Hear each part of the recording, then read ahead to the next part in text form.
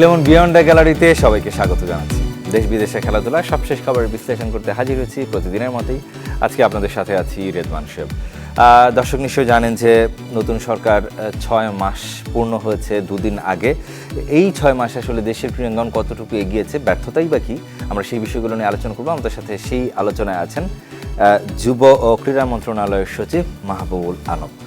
জনাব মাহবুবুল আলম, আপনাকে স্বাগত আমাদের এই আজকের আয়োজনে। ধন্যবাদ। দর্শক, এবার মূল আলোচনায় ফিরব।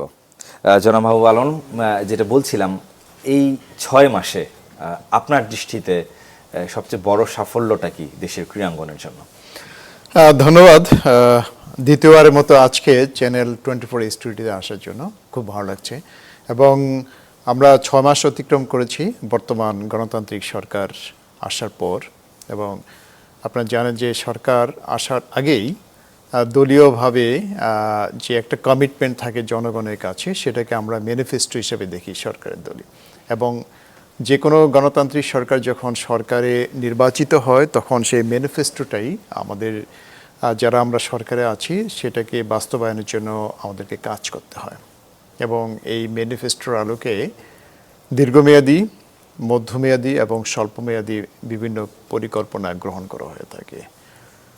যখনই গত 17ই ফেব্রুয়ারি সরকার যখন দায়িত্ব গ্রহণ করে নির্বাচিত হওয়ার পরে আমাদের কাছে 6 মাস মেয়াদি একটি পরিকল্পনা আমাদের কাছে চেয়েছিলেন। আমরা সেই পরিকল্পনা অনুযায়ী কাজ করেছি। ইতিমধ্যে আমরা বেশ কিছু সাফল্য অর্জন করেছি। তবে এই সাফল্য অর্জন করার জন্য আমাদের একটা পরিকল্পনা আছে, সেটাকেই ধরে আমাদেরকে এগোতে হয়। যেটা আমরা যদি বলি দীর্ঘমেয়াদী পরিকল্পনার অংশ হিসেবে, যেটা পার্সপেক্টিভ প্ল্যান, প্রেক্ষিত পরিকল্পনা। আর এটাকে যদি একটু ন্যারো করা হয় তাহলে আমরা পঞ্চবার্ষিকী পরিকল্পনা বলতে পারি। আর এই পরিকল্পনা বাস্তবায়নের ক্ষেত্রে যে স্ট্র্যাটেজিটা, যে আমাদের স্ট্র্যাটেজি আমরা গ্রহণ করে থাকি, সেটা বাজেট এবং MTBA পদ্ধতিতে সেটাকে বাস্তবায়ন করা হয়, যেটা মিড টার্ম বাজেটারি ফ্রেমওয়ার্ক, মধ্যমেয়াদী যে আমাদের বাজেট পরিকল্পনা আছে। তো আমরা ইতিমধ্যে বেশ কিছু পরিকল্পনা গ্রহণ করেছি। এর মধ্যে যেটা অর্জন করেছি, আমাদের পরিকল্পনা অনুযায়ী আমরা এগুচ্ছি। নতুন করে স্পোর্টস অন্যতম একটি আমাদের সাফল্য। খুব স্বল্প সময়ের মধ্যে আমরা সেই পরিকল্পনা বাস্তবায়ন করতে পেরেছি। আরেকটি সরকারের যে ম্যানিফেস্টোর মধ্যে ছিল যে ক্রীড়াকে পেশা হিসেবে গ্রহণ করা, এর জন্য ক্রীড়া কার্ড 300 জন ক্রীড়াবিদ যারা জাতীয় পর্যায়ে, আন্তর্জাতিক পর্যায়ে সাফল্য অর্জন করেছেন তাদেরকে আমরা ক্রীড়া কার্ড বিতরণ করেছি। এবং আগামী অর্থ বছরে 500 জনকে আমরা আরও 200 জনকে ক্রীড়াবিদকে তার সাথে ইনক্লুড করব, অন্তর্ভুক্ত করব। সেই কার্যক্রম আমাদের চলছে, যাচাই বাছাই কার্যক্রম চলছে। এটা আমাদের জন্য অত্যন্ত বড় ধরনের একটা সাফল্য আমরা মনে করি। যে সরকার যে সমস্ত প্রায়োরিটিগুলোর মধ্যে আছে, ফ্যামিলি কার্ড, প্রবাসী কার্ড, কৃষক কার্ড, এর মধ্যে ক্রীড়া কার্ডও অন্তর্ভুক্ত ছিল। যুব ক্রীড়া মন্ত্রণালয়ের দায়িত্বের মধ্যে এই ক্রীড়া কার্ডটা ছিল। আমরা সেটা সফলভাবে বাস্তবায়ন করতে পেরেছি। এবং এই অর্থ বছরে আমাদের বরাদ্দ রয়েছে অর্থ বিভাগ থেকে, সেই অনুযায়ী আমরা এই পরিকল্পনা অনুযায়ী আমরা এগোচ্ছি। জি, নিশ্চয়ই এই 6 মাসে এমন কোনো লক্ষ্য বা উদ্দেশ্য আপনাদের ছিল যেটাতে আপনারা সফলকাম হননি। আমি ব্যর্থতার জায়গাটাই বলতে চাই বা চ্যালেঞ্জের জায়গাটাই বলতে চাই। এমন কোনো কিছু আছে কিনা যে আপনারা হয়তো বা চেয়েছিলেন এই 6 মাসের মধ্যে, কিন্তু সেটা সম্ভবপর হয়নি? চ্যালেঞ্জের মধ্যে আমাদের ফেডারেশনগুলোকে, আমাদের 52টি ফেডারেশন রয়েছে বর্তমানে। ফেডারেশনগুলোতে নির্বাচন করার জন্য একটা পরিকল্পনা ছিল 3 মাসের মধ্যে। ইতিমধ্যে 27টি ফেডারেশনকে আবার পুনর্গঠন করা হয়েছে। কারণ ফেডারেশনগুলো নির্বাচনের ক্ষেত্রে তৃণমূল পর্যায় থেকে কাউন্সিলরকে আসতে হয়। আমাদের যদি আমরা জাতীয় ক্রীড়া পরিষদের যে আইন আছে, সেই আইনে আমাদের 3টা স্তর রয়েছে বিভিন্ন ধরনের সংগঠনের। একটা উপজেলা ক্রীড়া সংস্থা, জেলা ক্রীড়া সংস্থা এবং বিভাগীয় ক্রীড়া সংস্থা, এবং এদের মাধ্যমে কাউন্সিলর নির্বাচিত হয়ে থাকে। এখন প্রত্যেকটা পর্যায়ে নির্বাচন করার পরেই কিন্তু ফেডারেশনগুলো তারা নির্বাচিত কাউন্সিলর পেয়ে থাকে। এই যে নতুন গভর্নমেন্ট সরকার আসার পর এই ফেডারেশনগুলোকে পুনর্গঠন করে যে নির্বাচনের যে প্রক্রিয়া, এটাকে কিছুটা হলেও যে আমরা কাঙ্ক্ষিত সময়ের মধ্যে করতে পারিনি। তো আমাদের পরিকল্পনা আছে, নতুন ফেডারেশনগুলোকে সময় দেওয়া আছে 3 মাসের মধ্যেই যেন তারা তাদের গঠন থেকে 3 মাসের মধ্যেই নির্বাচনগুলো করতে পারে। এবং ফেডারেশনগুলোকে যদি আমরা সক্রিয় করতে না পারি এবং যথাযথ ব্যক্তিদেরকে সেখানে নিয়োগ যদি না করা যায়, তাহলে তৃণমূল পর্যায়ে যে ট্যালেন্ট হান্টিং, আমাদের মেধা যেটাকে উঠিয়ে আনার যে প্রক্রিয়া, সেটা কিন্তু বাধাগ্রস্ত হবে। তো এটা আমাদের জন্য একটা চ্যালেঞ্জ ছিল। আমরা আশা করছি যে আগামী 3 মাসের মধ্যে এই ফেডারেশনগুলোকে আমরা নির্বাচন করে যথাযথ প্রক্রিয়ার মাধ্যমে তাদেরকে সেখানে বসাতে পারবো এবং যে পরিকল্পনা অনুযায়ী প্রত্যেকটা ফেডারেশন প্রতি বছর ন্যূনতম পক্ষে 4টি করে তাদের টুর্নামেন্ট করতে হবে তৃণমূল পর্যায়ে। সেই ধরনের একটি পরিকল্পনা আমরা দিয়েছি, তারা পরিকল্পনা আমাদের কাছে দাখিলও করেছে ইতিমধ্যে। জি, অর্থাৎ আমরা বুঝতে পারছি যে আসলে ম্যাসিভ একটা প্রসেসের মধ্যে দিয়ে আপনাদের যেতে হচ্ছে, যেহেতু 3 ভাগ, তার পরবর্তীতে আবার ফেডারেশনগুলোর নির্বাচন দেওয়া অ্যাডহক কমিটির পরে গিয়ে, সেটা নিশ্চয়ই একটা বিরাট লম্বা একটা প্রসেস। নিশ্চয়ই আমাদের সাথে কিন্তু দর্শক আছেন, দর্শক নাম পরিচয় জানিয়ে আপনার মতামত কিংবা প্রশ্ন করবেন। আসসালামু আলাইকুম। ওয়ালাইকুম আসসালাম। শোয়েব ভাই, আমি হাফিজ ইকবাল। দুঃখিত দর্শক, নিশ্চয়ই পরবর্তীতে আপনি আবারও যোগাযোগ করার চেষ্টা করবেন আমাদের সাথে, লাইনটি কেটে গেছে।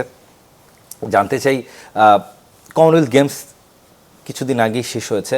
আমাদের একটা বড় আক্ষেপের জায়গায় থাকে, আমরা শুধুমাত্র এই ধরনের বড় বড় ক্রীড়া আসরগুলোতে অংশগ্রহণ করি সত্য, কিন্তু সেইখানটাতে আমাদের প্রাপ্তির খাতাটা শূন্যই থাকে এবং কিছুটা, আমি যদি বলি যে কিছুটা ডিমোশনই বলা যায়। একটা সময় হয়তোবা এবার কমনওয়েলথ গেমসে শুটিং স্পোর্টটা আসলে নেই দেখে হয়তোবা, তাহলে হয়তোবা সম্ভাবনা থাকতো। এইখান থেকে আসলে আমাদের ওই লেভেল, আন্তর্জাতিক লেভেলে যাওয়ার জন্য কোনো পরিকল্পনা সরকারের আছে কিনা? আমরা দেখেছি দফায় দফায় ফেডারেশনগুলোর সাথে ক্রীড়া প্রতিমন্ত্রীকে আসলে বৈঠক করতে। আপনি যথার্থই বলেছেন। আমরা এই বিষয়গুলো নিয়ে পর্যালোচনা করেছি, আমাদের কোথায় ঘাটতি আছে, আমাদের কি ধরনের মেজার নিলে আমরা সেই স্ট্রেংথটা পাবো এবং আন্তর্জাতিক প্রতিযোগিতায় আমরা সাফল্য অর্জন করতে পারবো। আপনারা জানেন যে একটু এই কমনওয়েলথ গেমসের ক্ষেত্রে আমাদের প্রস্তুতি কিছুটা ঘাটতি ছিল। বিগত 5ই আগস্টে পূর্ব সরকার, পরবর্তীতে অন্তর্বর্তীকালীন সরকার আর নবনির্বাচিত সরকার, এটা কিন্তু খুব স্বল্প সময়ের মধ্যে এই পরিবর্তনগুলো আসার কারণে যে কোনো প্রতিযোগিতায় অবতীর্ণ হতে হলে একটু আমাদেরকে দীর্ঘমেয়াদী পরিকল্পনার প্রয়োজন হয় এবং তাদের মানসিক শারীরিক সক্ষমতা এবং যে আন্তর্জাতিক পর্যায়ের কোচিংয়ের ব্যবস্থা, এটার মধ্যে কিছুটা ঘাটতি ছিল। এই কারণেই মাননীয় প্রধানমন্ত্রীর নির্দেশনা যে আমরা দীর্ঘমেয়াদী আমাদেরকে পরিকল্পনা নিতে হবে এবং কোন কোন ক্ষেত্রে আমরা সাফল্য অর্জন করতে পারবো সেই ধরনের সেক্টরগুলোকে নিয়েই আমাদেরকে এগোতে হবে। যেমন আমাদের শুটিংয়ের ক্ষেত্রে বেশ ভালো সম্ভাবনা আছে, আর্টসের ক্ষেত্রে সম্ভাবনা আছে, অ্যাথলেটিক্সের ক্ষেত্রেও আছে, টেবিল টেনিসের ক্ষেত্রে আছে। আমাদের কোন কোন বিষয়গুলো আছে সেগুলিকে আমরা গত কয়েকদিন যাবত আমরা পর্যায়ক্রমে ফেডারেশনগুলোর সাথে বসেছি। যারা অ্যাডহক কমিটিতে আছেন সকলের সাথে তাদের পরিকল্পনা নিয়েছি। ইতিমধ্যেই প্রত্যেকটি ফেডারেশন তাদের 5 বছর মেয়াদী একটি পরিকল্পনা আমাদের কাছে দিয়েছে এবং সেটাকে যথাযথভাবে ইমপ্লিমেন্ট করার জন্য একটি মনিটরিং টিমও আমরা ইতিমধ্যেই গঠন করেছি। আসলেই যে ফেডারেশনগুলো যে তাদের পরিকল্পনা অনুযায়ী এগুচ্ছে কিনা, আর আর্থিক সহায়তার জন্য আপনারা জানেন ইতিমধ্যে আমাদের মাননীয় ক্রীড়া প্রতিমন্ত্রী মহোদয় একটি ঘোষণা দিয়েছেন, মাননীয় প্রধানমন্ত্রী অনুমোদনও করেছেন। 1244 কোটি টাকার একটা সিড মানি থাকবে, যার মাধ্যমে আমরা যেন আর্থিকভাবে স্বাবলম্বী করতে পারি, সেই ধরনের একটি পদক্ষেপ সরকারের পক্ষ থেকে ইতিমধ্যেই গ্রহণ করা হয়েছে। অচিরেই আমরা আশা করছি অর্থ বিভাগ থেকে সেই অর্থটি পেলে আমরা আমাদের যে আন্তর্জাতিক কোচ, তাদের দীর্ঘমেয়াদী পরিকল্পনা এবং অন্যান্য যে সমস্ত ল্যাকিংসগুলো আছে সেটা কাটিয়ে উঠে আমরা দীর্ঘমেয়াদী একটা পরিকল্পনা গ্রহণ করতে পারবো। জি, কমনওয়েলথ গেমস শুরু হতে খুব বেশি, দুঃখিত, এশিয়ান গেমস শুরু হতে খুব বেশি আসলে দেরি নেই। 20 সেপ্টেম্বর থেকে শুরু হচ্ছে, আমরা যতটুকু জানি 19 সেপ্টেম্বর, দুঃখিত, 20 অগস্ট থেকে এশিয়ান গেমসের প্রস্তুতি শুরু করছে, আনুষ্ঠানিকভাবে শুরু করছে ফেডারেশনগুলো। আপনার কাছে মনে হয় কিনা যে কিছুটা এখানেও আসলে কিছুটা ঘাটতির শিকার? 1 মাসের প্রস্তুতি নিশ্চয়ই আসলে খুব বেশি প্রতুল বা অপ্রতুল নয়, নিশ্চয়ই আমি বলতেই পারি। আসলে যে সমস্ত এখানকার আমাদের ক্রীড়াবিদ খেলোয়াড়দেরকে সিলেক্ট করা হয় তাদের কিন্তু নিজস্ব বিভিন্ন ধরনের প্রতিষ্ঠানের মাধ্যমে তারা প্রশিক্ষণ গ্রহণ করে আসছে।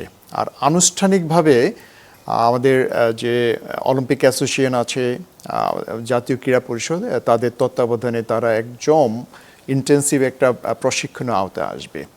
তো এটা আপনি সঠিকভাবে বলেছেন, এই ধরনের প্রশিক্ষণ আসলে 1 মাস মেয়াদি না করে আমরা ভবিষ্যতে এই ধরনের আন্তর্জাতিক গেমস যখনই গ্রহণ করব, আমাদের পরিকল্পনা হলো মিনিমাম তাদেরকে যেন 3 মাসের মধ্যে একদম ইন্টেন্সিভ প্রশিক্ষণের আওতায় রাখা যায়, সেই ধরনের একটা পরিকল্পনা আমাদের ভবিষ্যতে আছে। তাহলেই তাদের যে বিচ্ছিন্নভাবে যে সমস্ত প্রশিক্ষণগুলো নেয় সেখানে আমরা একদম ইন্টিগ্রেটেড অ্যাপ্রোচে প্রশিক্ষণটা দিতে পারলে অবশ্যই ভবিষ্যতে আমরা সফল হতে পারবো।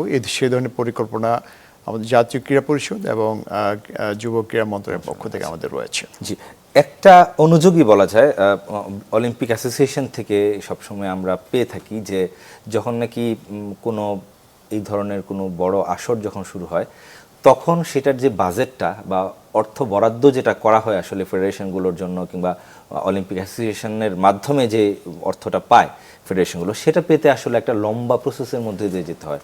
দেখা যায় যে এক গেমসের পর শেষ হয়ে যাওয়ার পরে গিয়ে হয়তো ওই অর্থটা বরাদ্দ পায়। এই সমস্যার সমাধানটা আসলে কিভাবে করা সম্ভব ক্রীড়া মন্ত্রণালয় থেকে? এই জটিলতা আসলে বাজেট প্রক্রিয়া জানেন যে এটা আমাদের যে বর্তমান বাজেট সিস্টেম রয়েছে অর্থ বিভাগের, এটাকে আইবাস বলা হয়, integrated budget and accounting system plus plus.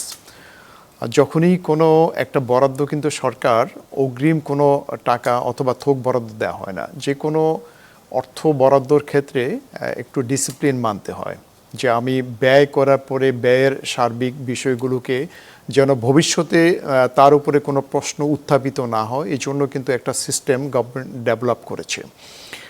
এই জন্য আমরা কিন্তু হয়তো কিছুটা এই প্রসেসগুলোকে সবগুলোকে অ্যাডজাস্ট করতে কিছুটা বিলম্ব হয়, কিন্তু কোনো প্রকার যে অবশিষ্ট আছে অথবা কোনো প্রকার বরাদ্দ দেওয়া হয়নি তা নয়।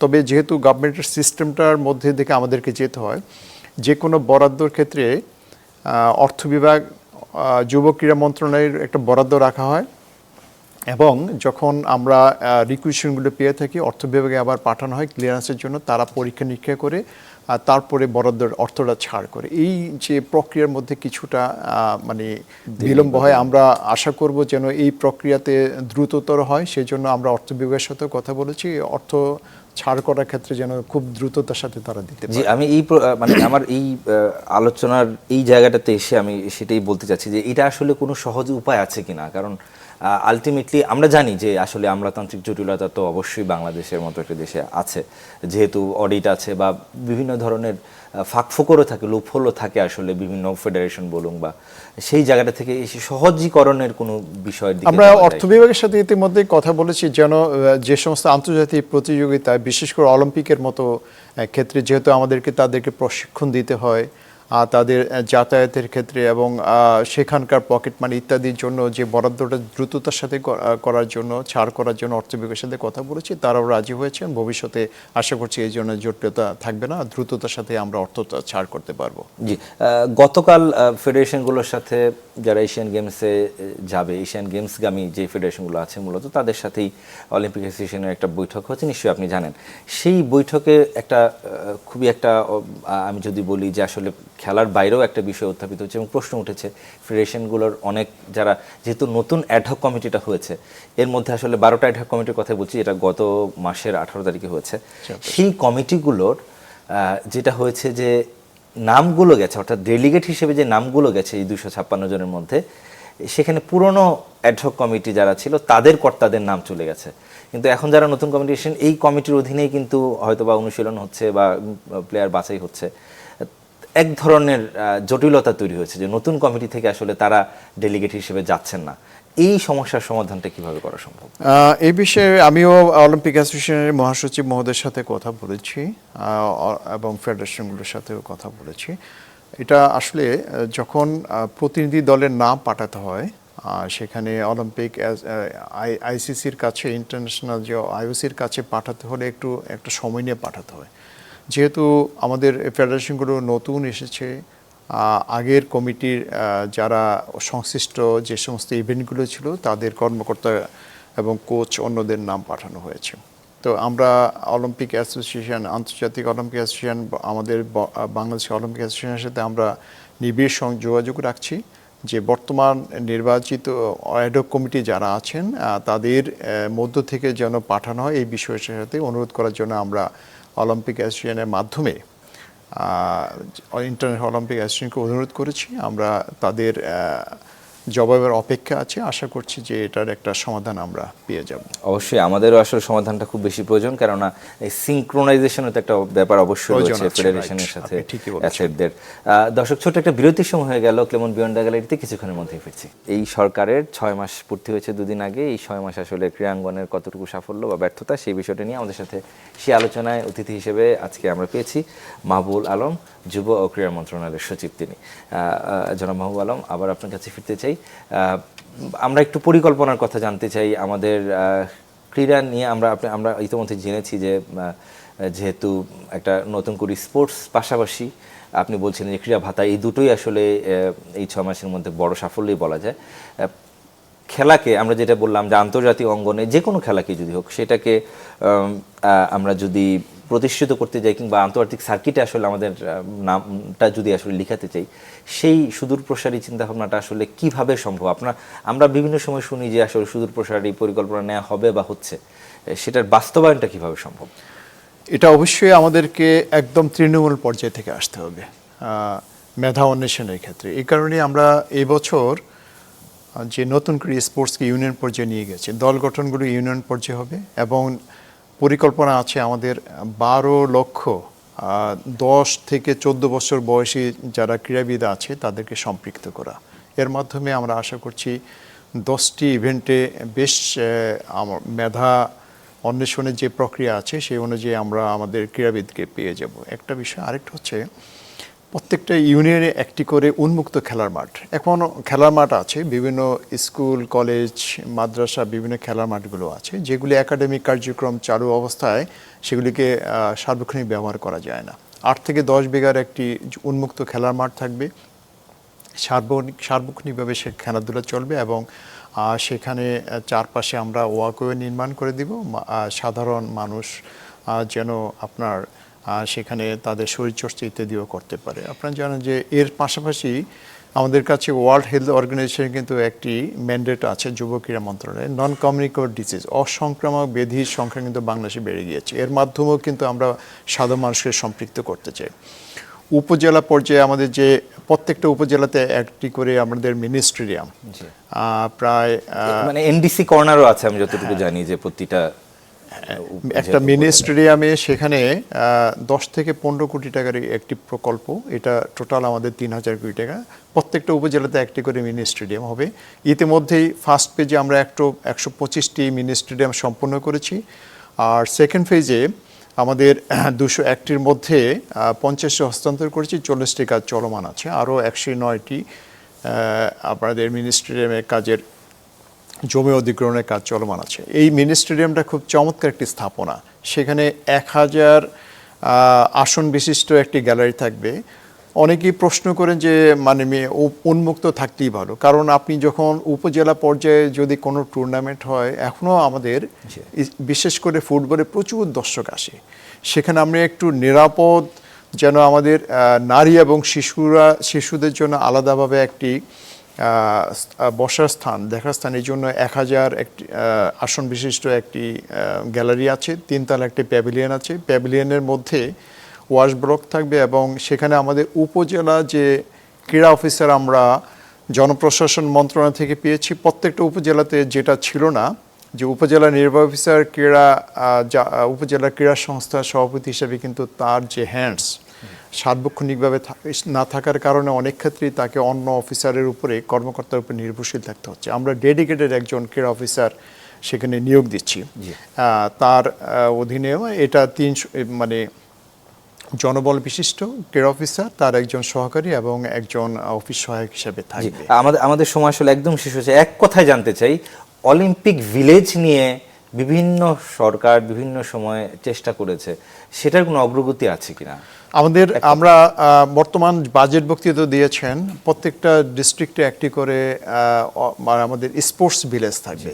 স্পোর্টস ভিলেজে মানে অলিম্পিক আইটেমের সাথে সংযুক্ত যে সকল মানে সুযোগ সুবিধা সবগুলোকে আমরা সেখানে রাখার চেষ্টা করব। সেই ধরনের একটি পরিকল্পনা ইতিমধ্যে আমরা গ্রহণ করেছি। সেন্ট্রালাইজ কোনো সেরকম ভিলেজ করার এখনো পর্যন্ত সে ধরনের কোনো অলিম্পিক ভিলেজ ওই রকমের পরিকল্পনা আমাদের পূর্বাচল যে ক্রিকেট স্টেডিয়ামের পাশাপাশি আমরা অলিম্পিকের আইটেমগুলোর সাথে আমরা ক্রীড়া বিসিবিকেও পরামর্শ দেওয়া হয়েছে অলিম্পিকে আইটেমগুলোকে সেখানে অন্তর্ভুক্ত করে তার সাথে ইন্টিগ্রেট করা। অসংখ্য ধন্যবাদ আপনাকে। আসলে আমাদের সময় একদম শেষ হয়ে গেছে।